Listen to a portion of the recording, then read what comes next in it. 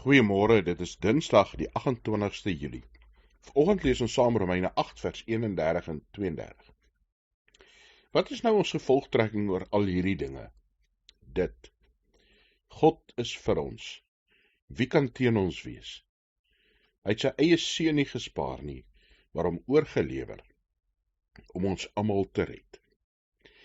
'n Ongelooflike boodskap wat Paulus hier vir ons bring. As ons na alles kyk in die lewe, na die Bybel, na die geskiedenis van die Bybel, dan sien ons dat God die een is wat ons liefhet bo alles.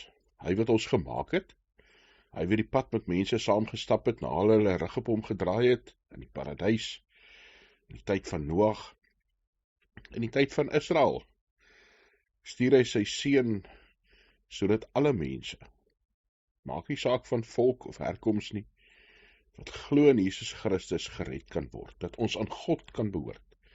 Ja, sê Paulus, hy het sy eie seun nie gespaar nie, maar hom oorgelewer dat ons almal gered kan word.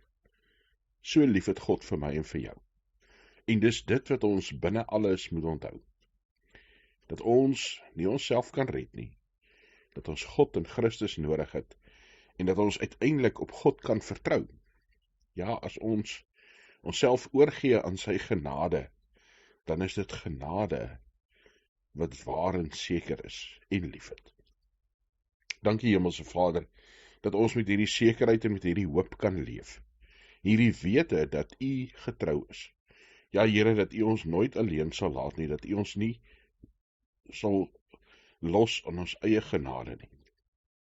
Dankie dat ons op U genade kan vertrou. Here, dat ons daarvan kan seker wees.